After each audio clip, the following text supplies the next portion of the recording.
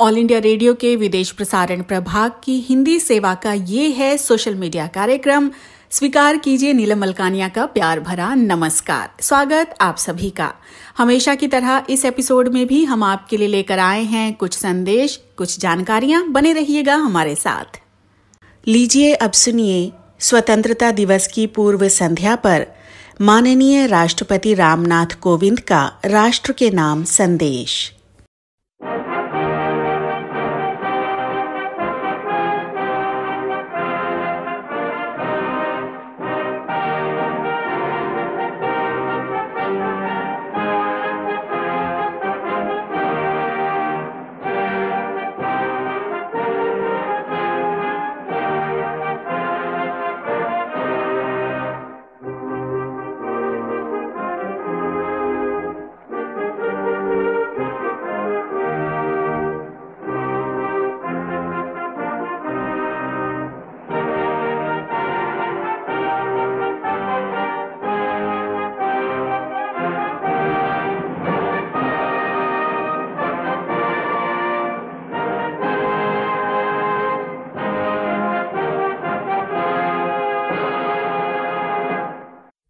मेरे प्यारे देशवासियों, नमस्कार। 74वें स्वतंत्रता दिवस की पूर्व संध्या पर देश विदेश में रह रहे भारत के सभी लोगों को बहुत बहुत बधाई और ढेर सारी शुभकामनाएं।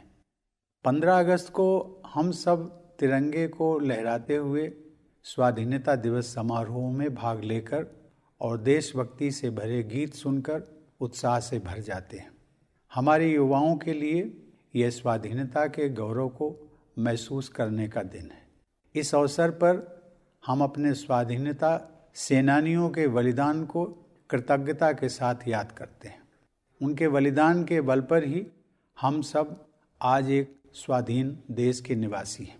हमारे स्वाधीनता संग्राम के आदर्शों की नींव पर ही आधुनिक भारत का निर्माण हो रहा है। हमारे दूरदर्शी राष्ट्र नायकों ने अपने विविध विचारों को राष्ट्रीयता के एक सूत्र में पिरोया था। उनकी साझा प्रतिबद्धता थी देश को दमनकारी विदेशी शासन से मुक्त कराना और भारत माता की संतानों के भविष्य को सुरक्षित करना। उन्होंने अपने कार्यकलापों से आधुनिक राष्ट्र के रूप में भारत की पहचान को मूर्त रूप प्रदान किया। हम सौभाग्यशाली हैं कि महात्मा गांधी हमारे स्वाधीनता आंदोलन के मार्गदर्शक रहे। उनके व्यक्तित्व में एक संत और राजनेता का जो समन्वय दिखाई देता है वह भारत की मिट्टी में ही संभव था। सामाजिक संघर्ष, आर्थिक समस्याओं और जलवायु परिवर्तन से परेशान आज की दुनिया गांधी जी की शिक्षाओं में समाधान पाती है। समानता और न्याय के लिए उनकी प्रतिबद्धता हमारे गणतंत्र का मूल मंत्र है। गांधी जी के बारे में युवा पीढ़ी की जिज्ञासा और उत्साह को देखकर मुझे अत्यंत खुशी होती है। प्यारे देशवासियों, इस वर्ष स्वतंत्रता दिवस के उत्सवों में हमेशा की तरह धूमधाम नहीं होगी। इसका कारण स्पष्ट है। पूरी दुनिया एक ऐसे घातक वायरस से जूझ रही है जिसने जनजीवन को भारी क्षति पहुंचाई है और हर प्रकार की गतिविधियों में बाधा उत्पन्न की है। इस वैश्विक महामारी के कारण हम सबका जीवन पूरी तरह से बदल गया है। यह बहुत आश्वस्त करने वाली बात है कि इस चुनौती का सामना करने के लिए केंद्र सरकार ने पूर्व अनुमान करते हुए समय रहते प्रभावी कदम उठा लिए थे। इन असाधारण प्रयासों के बल पर घनी आबादी और विविध परिस्थितियों वाले हमारे विशाल देश में इस चुनौती का सामना किया जा रहा है। राज्य सरकारों ने स्थानीय परिस्थितियों के अनुसार कार्रवाई की। जनता ने पूरा सहयोग दिया। इन प्रयासों से हमने वैश्विक महामारी की विकरालता पर नियंत्रण रखने और बहुत बड़ी संख्या में लोगों के जीवन की रक्षा करने में सफलता प्राप्त की है। यह पूरे विश्व के सामने एक अनुकरणीय उदाहरण है। राष्ट्र उन सभी डॉक्टरों, नर्सों तथा अन्य स्वास्थ्य कर्मियों का ऋणी है जो कोरोना वायरस के खिलाफ इस लड़ाई में अग्रिम पंक्ति के योद्धा रहे हैं।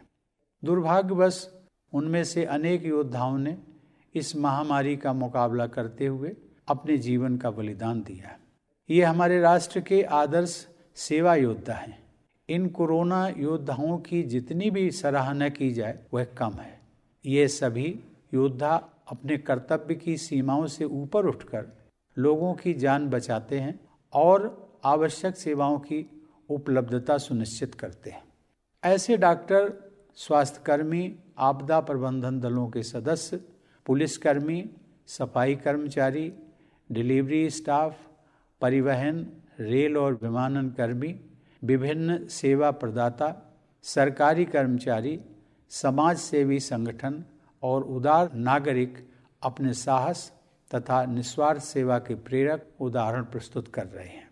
जब गांव और नगर में कामकाज रुक जाता है और सड़कें सुनसान हो जाती हैं, तब अपने अथक परिश्रम से ये कोरोना योद्धा सुनिश्चित करते हैं कि लोगों को स्वास्थ्य सेवाएं और राहत, पानी और बिजली, परिवहन और संचार सुविधा, दूध और सब्जी, भोजन और किराने का सामान, दवा और अन्य आवश्यक सुविधाओं से वंचित न होना पड़े। ये अपनी जान को भारी जोखिम में डालते हैं ताकि हम सब इस महामारी से सुरक्षित रहें और हमारा जीवन तथा आजीविका दोनों चलती रहे। इसी दौरान पश्चिम बंगाल और उड़ीसा में आए अम्फान चक्रवात ने भारी नुकसान पहुंचाया, जिससे हमारी चुनौतियां और बढ़ गईं। इस आपदा के दौरान जानमाल की क्षति को कम करने में आपदा प्रबंधन दलों, केंद्र और राज्य की एजेंसियों तथा सजग नागरिकों के एकजुट प्रयासों से काफ़ी मदद मिली। पूर्वोत्तर और पूर्वी राज्यों में देशवासियों को बाढ़ के प्रकोप का सामना करना पड़ रहा है। इस तरह की आपदाओं के बीच समाज के सभी वर्गों के लोग एकजुट होकर संकटग्रस्त लोगों की मदद करने के लिए आगे आ रहे हैं। प्यारे देशवासियों, इस महामारी का सबसे कठोर प्रहार गरीबों और रोजाना आजीविका कमाने वालों पर हुआ है। संकट के इस दौर में उनको सहारा देने के लिए वायरस की रोकथाम के प्रयासों के साथ साथ अनेक जन कल्याणकारी कदम उठाए गए हैं। प्रधानमंत्री गरीब कल्याण योजना की शुरुआत करके सरकार ने करोड़ों लोगों को आजीविका दी है, ताकि महामारी के कारण नौकरी गंवाने, एक जगह से दूसरी जगह जाने तथा जीवन के अस्त व्यस्त होने के कष्ट को कम किया जा सके। लोगों की मदद के लिए सरकार अनेक कदम उठा रही है। इन प्रयासों में कारपोरेट सेक्टर, सिविल सोसाइटी और नागरिकों का भरपूर सहयोग मिल रहा है। किसी भी परिवार को भूखा न रहना पड़े, इसके लिए ज़रूरतमंद लोगों को मुफ्त अनाज दिया जा रहा है। मुफ्त अनाज उपलब्ध कराने के दुनिया के सबसे बड़े इस अभियान को नवंबर 2020 तक बढ़ा दिया गया। इस अभियान से हर महीने लगभग 80 करोड़ लोगों को राशन मिलना सुनिश्चित किया गया। राशन कार्ड धारक पूरे देश में कहीं भी राशन ले सकें, इसके लिए सभी राज्यों को one nation one ration card योजना के तहत लाया जा रहा है। दुनिया में कहीं पर भी मुसीबत में फंसे हमारे लोगों की मदद करने के लिए प्रतिबद्ध सरकार द्वारा वंदे भारत मिशन के तहत 10 लाख से अधिक भारतीयों को स्वदेश वापस लाया गया है। भारतीय रेल द्वारा इस चुनौतीपूर्ण समय में ट्रेन सेवाएं चलाकर वस्तुओं तथा लोगों के आवागमन को संभव किया गया है। अपने सामर्थ्य में विश्वास के बल पर हमने कोविड-19 के खिलाफ लड़ाई में अन्य देशों की ओर भी मदद का हाथ बढ़ाया है। अन्य देशों के अनुरोध पर दवाओं की आपूर्ति करके हमने एक बार फिर यह सिद्ध किया है कि भारत संकट की घड़ी में विश्व समुदाय के साथ खड़ा रहता है। क्षेत्रीय और वैश्विक स्तर पर महामारी का सामना करने के लिए प्रभावी रणनीतियों को विकसित करने में हमारी अग्रणी भूमिका रही है। संयुक्त राष्ट्र सुरक्षा परिषद की अस्थायी सदस्यता के लिए हाल ही में संपन्न चुनाव में मिला भारी समर्थन भारत के प्रति व्यापक अंतर्राष्ट्रीय सद्भावना का प्रमाण है। भारत की यह परंपरा रही है कि हम केवल अपने लिए नहीं जीते हैं, बल्कि पूरे विश्व के कल्याण की भावना के साथ कार्य करते हैं। भारत की आत्मनिर्भरता का अर्थ स्वयं सक्षम होना है, दुनिया से अलगाव या दूरी बनाना नहीं। इसका अर्थ यह भी है कि भारत वैश्विक बाजार व्यवस्था में शामिल भी रहेगा और अपनी विशेष पहचान भी कायम रखेगा। प्यारे देशवासियों, आज विश्व समुदाय वसुधैव कुटुंबकम अर्थात समस्त विश्व एक ही परिवार है कि उस मान्यता को स्वीकार कर रहा है जिसका उद्घोष हमारी परंपरा में बहुत पहले ही कर दिया गया था। लेकिन आज जब विश्व समुदाय के समक्ष आई सबसे बड़ी चुनौती से एकजुट होकर संघर्ष करने की आवश्यकता है, तब हमारे पड़ोसी ने अपनी विस्तारवादी गतिविधियों को चालाकी से अंजाम देने का दुस्साहस किया। सीमाओं की रक्षा करते हुए हमारे बहादुर जवानों ने अपने प्राण न्यौछावर कर दिए। भारत माता के वे सपूत राष्ट्र गौरव के लिए ही जिए और उसी के लिए मर मिटे। पूरा देश गलवान घाटी के बलिदानियों को नमन करता है। हर भारतवासी के हृदय में उनके परिवार के सदस्यों के प्रति कृतज्ञता का भाव है।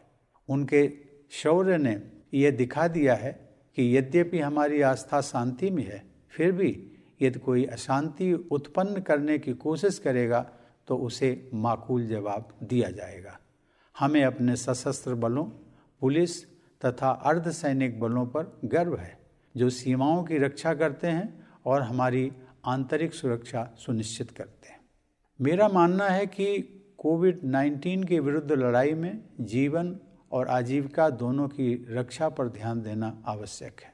हमने मौजूदा संकट को सबके हित में, विशेष रूप से किसानों और छोटे उद्यमियों के हित में समुचित सुधार लाकर अर्थव्यवस्था को पुनः गति प्रदान करने के अवसर के रूप में देखा है। कृषि क्षेत्र में ऐतिहासिक सुधार किए गए हैं। अब किसान बिना किसी बाधा के देश में कहीं भी अपनी उपज बेचकर उसका अधिकतम मूल्य प्राप्त कर सकते हैं। किसानों को नियामक प्रतिबंधों से मुक्त करने के लिए आवश्यक वस्तु अधिनियम में संशोधन किया गया है। इससे किसानों की आय बढ़ाने में मदद मिलेगी। मेरे प्यारे देशवासियों, वर्ष 2020 में हम सब ने कई महत्वपूर्ण सबक सीखे हैं।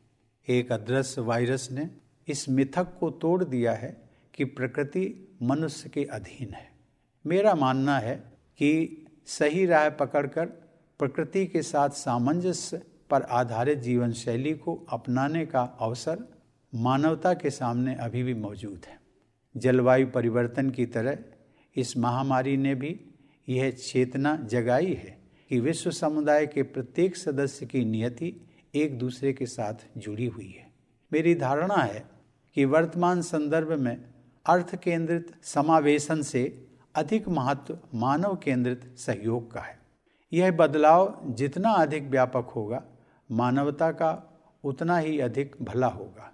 21वीं सदी को उस सदी के रूप में याद किया जाना चाहिए जब मानवता ने मतभेदों को दरकिनार करके धरती माँ की रक्षा के लिए एकजुट प्रयास किए।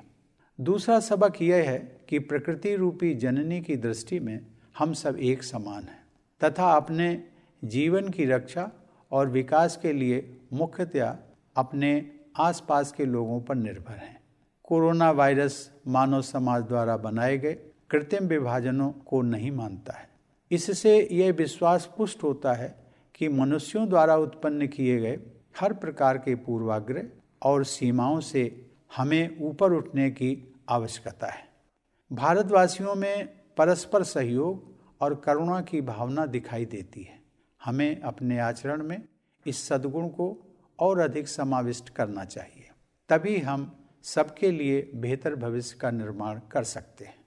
तीसरा सबक स्वास्थ्य सेवा को और मजबूत करने से जुड़ा है। सार्वजनिक अस्पतालों और प्रयोगशालाओं ने कोविड-19 का सामना करने में अग्रणी भूमिका निभाई है। सार्वजनिक स्वास्थ्य सेवाओं के कारण गरीबों के लिए इस महामारी का सामना करना संभव हो पाया है। इसलिए इन सार्वजनिक स्वास्थ्य सुविधाओं को और अधिक विस्तृत व सुदृढ़ बनाना होगा। चौथा सबक विज्ञान और प्रौद्योगिकी से संबंधित है।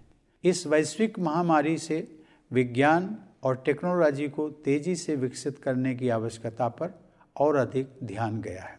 लॉकडाउन और उसके बाद क्रमशः अनलॉक की प्रक्रिया के दौरान शासन, शिक्षा, व्यवसाय, कार्यालय के कामकाज और सामाजिक संपर्क के प्रभावी माध्यम के रूप में सूचना और संचार प्रौद्योगिकी को अपनाया गया है।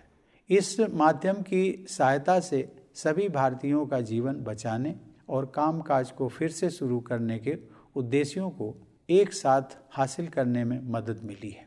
केंद्र एवं राज्य सरकारों के कार्यालय अपने कार्यों के निर्वहन के लिए बड़े पैमाने पर वर्चुअल इंटरफेस का उपयोग कर रहे हैं। न्याय प्रदान करने के लिए न्यायपालिका ने वर्चुअल कोर्ट की कार्रवाई को अपनाया है। वर्चुअल कॉन्फ्रेंस आयोजित करने तथा अन्य अनेक गतिविधियों को संपन्न करने के लिए राष्ट्रपति भवन में भी हम प्रौद्योगिकी का उपयोग कर रहे हैं। आईटी और संचार उपकरणों की सहायता से डिस्टेंस एजुकेशन तथा ई लर्निंग को बढ़ावा मिला है। कई क्षेत्रों में अब घर से काम करने का ही प्रचलन हो गया है। प्रौद्योगिकी की सहायता से सरकारी और निजी क्षेत्रों के अनेक प्रतिष्ठानों द्वारा सामान्य स्तर से कहीं अधिक कामकाज करके अर्थव्यवस्था को गति प्रदान की गई है। इस प्रकार हमने यह सबक सीखा है कि प्रकृति से सामंजस्य रखते हुए विज्ञान और प्रौद्योगिकी को अपनाने से हमारे अस्तित्व और विकास की निरंतरता को बनाए रखने में सहायता मिलेगी। ये सभी सबक पूरी मानवता के लिए उपयोगी सिद्ध होंगे। आज की युवा पीढ़ी ने इन्हें भली भांति आत्मसात किया है और मुझे विश्वास है कि इन युवाओं के हाथों में भारत का भविष्य सुरक्षित है। यह दौर हम सभी के लिए कठिन है। हमारे युवाओं की कठिनाई तो और भी गंभीर दिखाई देती है। शिक्षण संस्थानों के बंद होने से हमारे बेटे बेटियों में चिंता पैदा हुई होगी और फिलहाल वे अपने सपनों और आकांक्षाओं को लेकर चिंतित होंगे। मैं उन्हें ये बताना चाहूँगा कि इस संकट पर हम विजय हासिल करेंगे और इसलिए अपने सपनों को पूरा करने के प्रयासों में आप सभी युवाओं को निरंतर जुटे रहना चाहिए। इतिहास में ऐसे प्रेरक उदाहरण उपलब्ध हैं जहाँ बड़े संकटों एवं चुनौतियों के बाद सामाजिक, आर्थिक और राष्ट्रीय पुनर्निर्माण का कार्य नई ऊर्जा के साथ किया गया। मुझे विश्वास है कि हमारे देश और युवाओं का भविष्य उज्जवल है। हमारे बच्चों और युवाओं को भविष्य की ज़रूरतों के अनुसार शिक्षा प्रदान करने की दृष्टि से केंद्र सरकार ने हाल ही में राष्ट्रीय शिक्षा नीति लागू करने का निर्णय लिया है। मुझे विश्वास है कि इस नीति से गुणवत्ता से युक्त एक नई शिक्षा व्यवस्था विकसित होगी जो भविष्य में आने वाली चुनौतियों को अवसर में बदलकर नए भारत का मार्ग प्रशस्त करेगी। हमारे युवाओं को अपनी रुचि और प्रतिभा के अनुसार अपने विषयों को चुनने की आज़ादी होगी। उन्हें अपनी क्षमताओं को विकसित करने का अवसर मिलेगा। हमारी भावी पीढ़ी इन योग्यताओं के बल पर न केवल रोजगार पाने में समर्थ होगी बल्कि दूसरों के लिए भी रोजगार के अवसर उत्पन्न करेगी। राष्ट्रीय शिक्षा नीति एक दूरदर्शी और दूरगामी नीति है। इससे शिक्षा में इंक्लूजन, इनोवेशन और इंस्टीट्यूशन की संस्कृति को मजबूती मिलेगी। नई शिक्षा नीति के तहत मातृभाषा में अध्ययन को महत्व दिया गया है, जिससे बाल मन सहजता से पुष्पित पल्लवित हो सकेगा। साथ ही इससे भारत की सभी भाषाओं को और भारत की एकता को आवश्यक बल मिलेगा। किसी भी राष्ट्र को सशक्त बनाने के लिए उसके युवाओं का सशक्तिकरण आवश्यक होता है और राष्ट्रीय शिक्षा नीति इस दिशा में एक बड़ा कदम है। प्यारे देशवासियों, केवल 10 दिन पहले अयोध्या में श्री राम जन्मभूमि पर मंदिर निर्माण का शुभारंभ हुआ है और देशवासियों को गौरव की अनुभूति हुई है।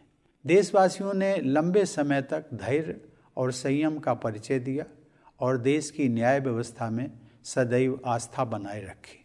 श्री राम जन्मभूमि से संबंधित न्यायिक प्रकरण को भी समुचित न्याय प्रक्रिया के अंतर्गत सुलझाया गया।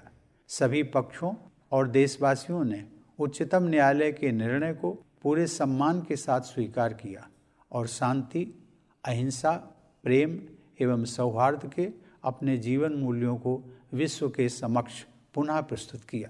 इसके लिए मैं सभी देशवासियों को बधाई देता हूँ। मेरे प्यारे देशवासियों, जब भारत ने स्वाधीनता हासिल की तो कुछ लोगों ने ये आशंका जताई थी कि लोकतंत्र का हमारा प्रयोग सफल नहीं होगा। ये हमारी प्राचीन परंपराओं और बहुआयामी विविधता को हमारी राज्य व्यवस्था के लोकतंत्रीकरण के मार्ग में बाधा समझते थे। लेकिन हमने अपनी परंपराओं और विविधता को सदैव अपनी ताकत समझकर उनका संवर्धन किया है और इसीलिए दुनिया का यह सबसे बड़ा लोकतंत्र इतना जीवंत है। मानवता की भलाई के लिए भारत को अग्रणी भूमिका निभाते रहना है। आप सभी देशवासी इस वैश्विक महामारी का सामना करने में जिस समझदारी और धैर्य का परिचय दे रहे हैं, उसकी सराहना पूरे विश्व में हो रही है। मुझे विश्वास है कि आप सब इसी प्रकार सतर्कता और जिम्मेदारी बनाए रखेंगे। हमारे पास विश्व समुदाय को देने के लिए बहुत कुछ है, विशेषकर बौद्धिक, आध्यात्मिक और विश्व शांति के क्षेत्र में। इसी लोक मंगल की भावना के साथ मैं प्रार्थना करता हूँ कि समस्त विश्व का कल्याण हो। सर्वे भवन्तु सुखिनः, सर्वे सन्तु निरामयाः, सर्वे भद्राणि पश्यन्तु, मा कश्चित् दुख भाग भवेत्। अर्थात सभी सुखी रहें, सभी रोग मुक्त रहें, सब लोग अच्छाइयों पर ध्यान दें और किसी को भी दुख न भोगना पड़े।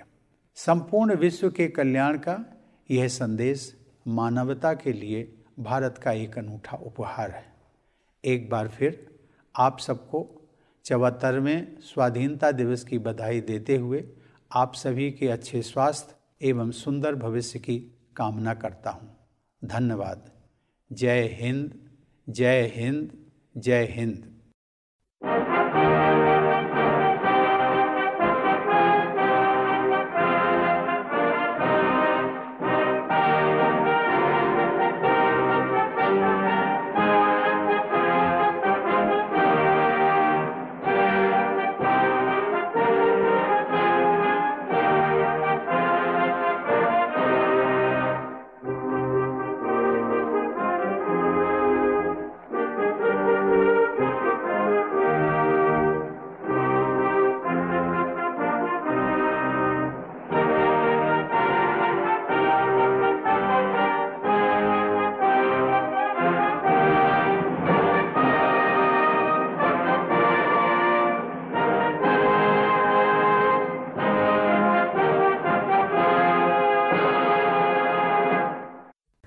अभी आप सुन रहे थे स्वतंत्रता दिवस की पूर्व संध्या पर माननीय राष्ट्रपति रामनाथ कोविंद द्वारा राष्ट्र के नाम संदेश की रिकॉर्डिंग। ऑल इंडिया रेडियो की ये हिंदी सेवा है। अब आप मुनीश शर्मा से समाचार सुनिए।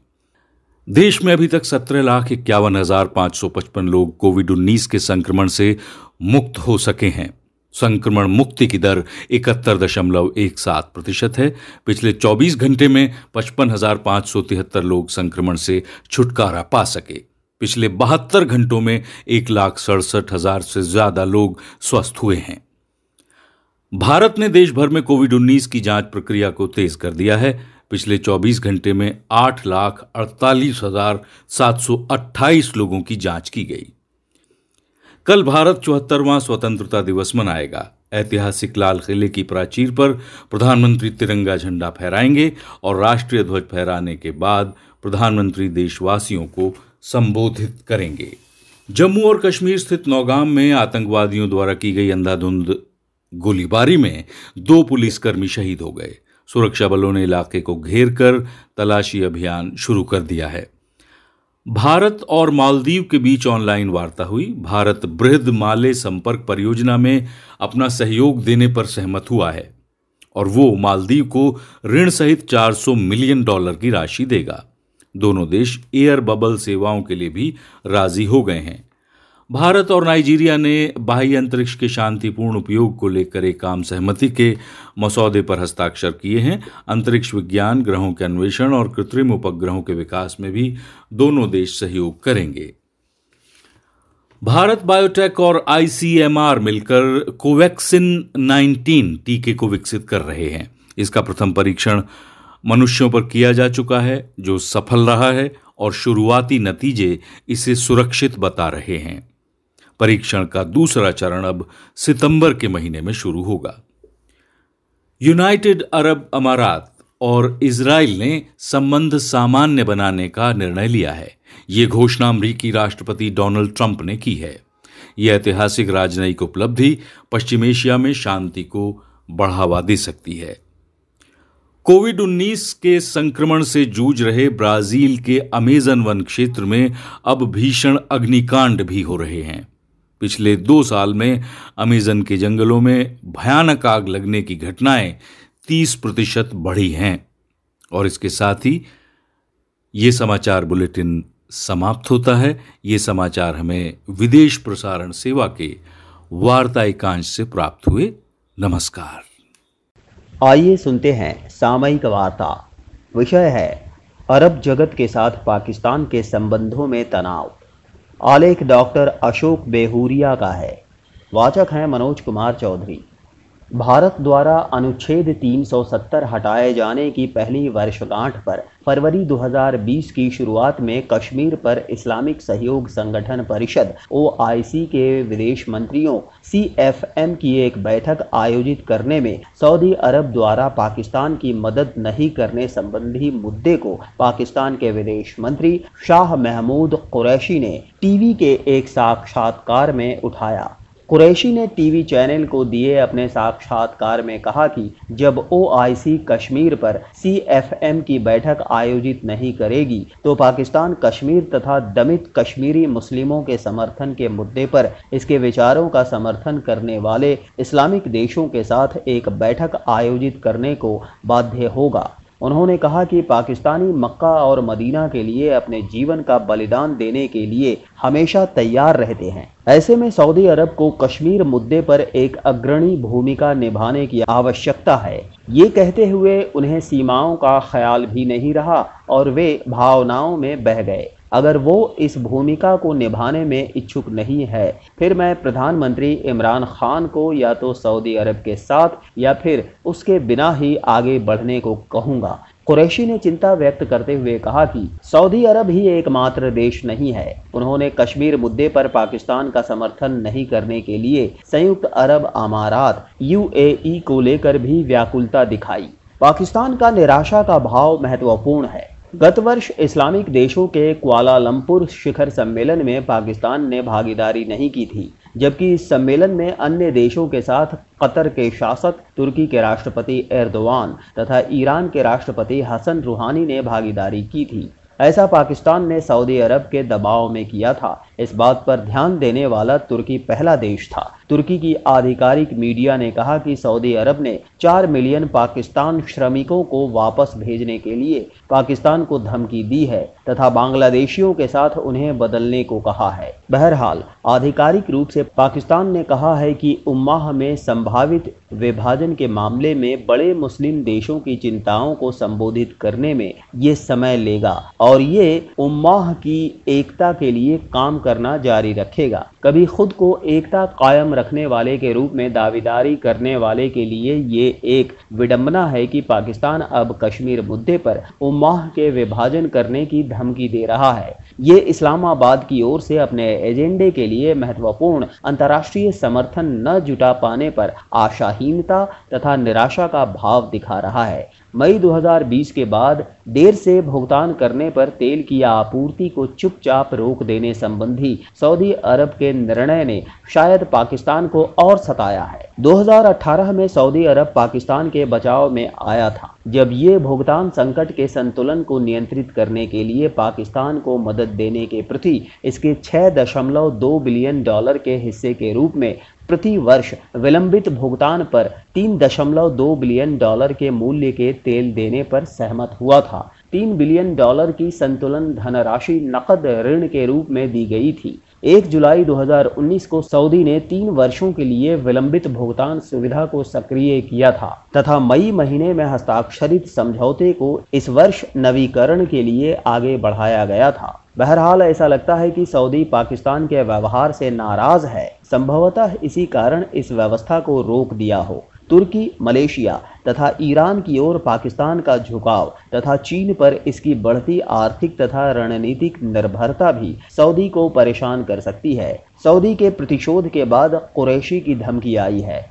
खबर है कि पाकिस्तान को ऋण चुकाने के लिए कहा गया था तथा खबरों के अनुसार कम ब्याज दर पर चीन से कर्ज लेकर पाकिस्तान ने पहले ही $1 बिलियन अदा कर दिया है। खबरों के अनुसार पाकिस्तान ऋण पर 3.2% ब्याज का भुगतान कर रहा था तथा अब इसने London interbank offered rate LIBOR में 1% से कुछ अधिक यानी लगभग 1.18% के वर्तमान दर पर चीन राज्य प्रशासन विदेशी विनिमय SAFE से $1 बिलियन के ऋण की व्यवस्था की है। पाकिस्तान को सऊदी के शेष $2 बिलियन के ऋण का भुगतान करने के लिए इसी प्रकार के आसान ऋण की व्यवस्था करनी पड़ सकती है। पाकिस्तान के अन्य दानकर्ता UAE भी पाकिस्तान को वित्तीय रूप से मदद करने के अपने वादे से मुकर चुका है। दिसंबर 2018 में सऊदी अरब से इशारा लेकर इसने पाकिस्तान के लिए $6.2 बिलियन के एक पैकेज की घोषणा की थी, जिसमें $3.2 बिलियन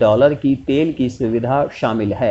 बहरहाल बाद में इसने अपनी वित्तीय सहायता को $2 बिलियन तक कम कर दिया तथा विलंबित भुगतान योजना को छोड़ दिया। अरब देशों के साथ पाकिस्तान का मोह भंग हो चुका है, क्योंकि पाकिस्तानी मीडिया के टीकाकार पाकिस्तान को समर्थन देने के लिए इस्लामिक देशों के नेताओं को प्रेरित कर रहे हैं। इसे देखा जाना है कि क्या अरब जगत से पाकिस्तान को मिलने वाला समर्थन कम हो चुका है। इसके बावजूद आने वाले दिनों में सऊदी के सहारे का समाप्त होना पाकिस्तान की राजकोषीय चिंताओं में निश्चित रूप से बढ़ोतरी कर सकता है।